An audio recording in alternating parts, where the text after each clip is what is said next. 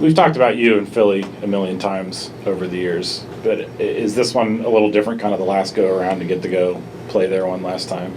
Yeah, I mean, it's really cool just to have this opportunity to play in front of my family, friends, loved ones, and just people who have helped me get to this point in my life. So just going back to, with this special team that we have, my final year is something I'm definitely really grateful for.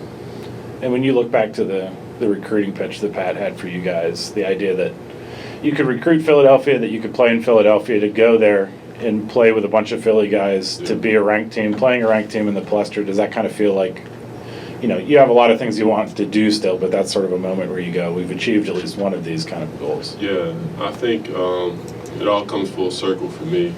Just remembering talking to Coach when I was in high school.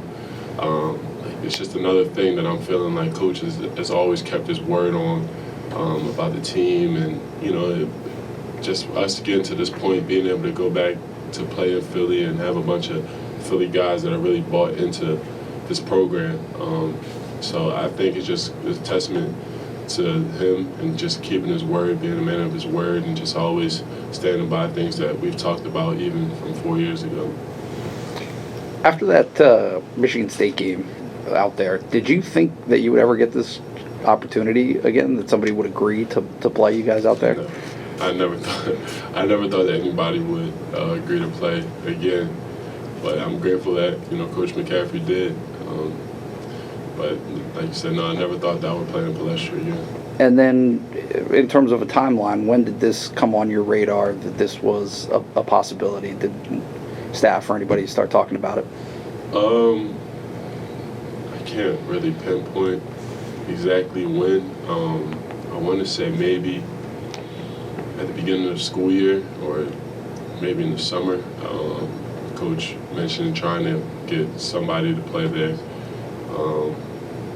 But that's really it. And I was just excited because I thought he was really going to push to, get somebody to agree. And it's a great environment for both teams. It's one of the coolest places to play in the country. So I was just hopeful that somebody would agree to play the game.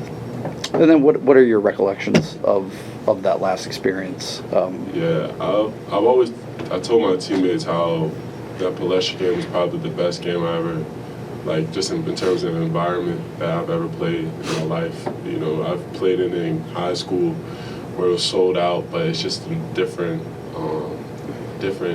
energy, different environment, just being there in college and just seeing all the white everywhere.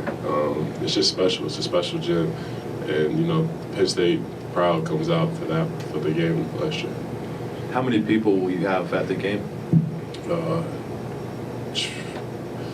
Probably 60 people. I know we can only get so many tickets individually, so a lot of my family had to buy tickets and stuff like that, so probably total around 60. And is there any element of trying to get across to the younger players to not get too caught up in what they're about to experience? You know what it's like, and you went through it as a young kid. What was it like for you then, and do you have to get that message across? I don't think I do. I think we have a really mature team, even for some of the young guys like MJ. I think he's really mature. I think Miles is really mature. Miles has played in huge games already on the road. Like playing at Purdue isn't easy, or Michigan State, and he's done that. So I don't think I had to give that talk to him. I remember me being a freshman going back, and I have a lot of reasons to have the jitters, to be nervous being home in such a big crowd, but you just feel the crowd behind you, and that thing's just a little extra energy boost. And you guys had to fight so hard to get up to where you're ranked. Now you're back in the Big Ten. How important is it to maintain what you've done to stay where you are? Yeah, it's extremely important, and we're not done. We talk about it all the time. We're just not going to stop, and there's not going to be a let up within the team, within leadership, or anybody, and we're just not going to allow it to happen. When talking to Coach and just the team at the beginning of the year, we all set out goals, and we still want to attain those goals, and we know what it takes. So we're going to just keep going and keep just getting better. And one last thing, there's been a lot of talk about your three-point shooting. I know the percentage isn't quite where you want it to be, but how important is it for you to keep shooting those shots, to keep opponents honest, and to build your own confidence? Yeah, I'm going to keep shooting. I feel more confident in it. So I'm hopeful that and confident that, you know, the numbers are going to change and, you know, they're going to start falling. So I'm just going to stay in the gym, keep working at it, and just keep doing whatever's best for the team. Maybe specific to this team, but maybe more generally, how do you characterize Iowa basketball? Fast-paced. Ever since I've been here, they've always had big men that were really talented. They sprint the floor, they seal hard. They're just talented. I think they play fast with shooters. I don't know if they have as many shooters this year, but they still play fast, one of the fastest teams in the country. How long do sightlines in an arena stick with you? When you're out shooting at the Palestra, does it feel like you're back in high school? When you shoot here, does it feel like, I mean, how many gyms do you feel comfortable in that way? Yeah, Palestra is definitely a gym where I just feel at home. I've been in there so many times and watched so many games and played there enough where I just feel like I'm just home. Like, I'm extremely comfortable at that court. And Coach McCaffrey's a Philly guy. Do you guys claim him as one of your own, or is he kind of the older?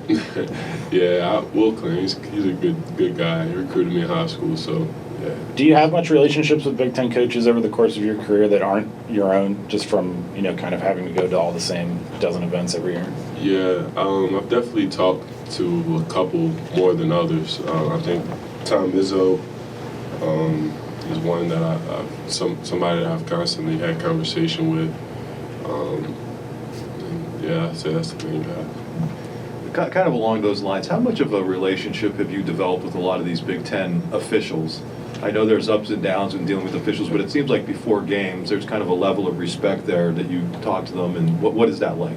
Yeah, I got to play with them for 4 years, and there hasn't been many new Big Ten officials since I've been here, so, you know, they know who I am, I know who they are, so, you know, we're always cordial with each other, but definitely developing a relationship, just knowing them as people outside of just the refs, especially before games.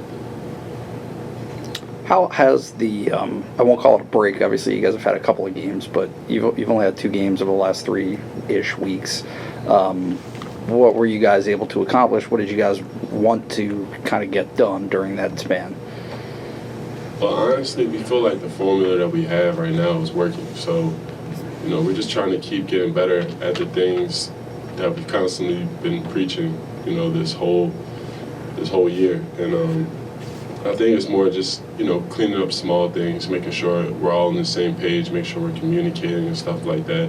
Just doing the little stuff on defense and offense to just make sure we're taking our team to the next level. Can you get better? Like, can a team get better when you're not having games? I mean, obviously, Pat was talking about just not having practices. You guys, with that span of games so tight. Yeah, I think I would say it's hard to get better when there's absolutely no games, but we have, you know, 12 games, 12 games? 12 games? For Big Ten? No, total that we played. Oh, we're at 13. We played 13 games, so you know, we can look back at that and see things where, you know, we may not have done something that well, and something that could cost us down the line. So we always want to clean stuff up like that, and just give us more time to do that and work on that. And I feel like you can also get up a lot of shots for guys, you know, that may have not shot so well without school being in. You have all day just to be in the gym.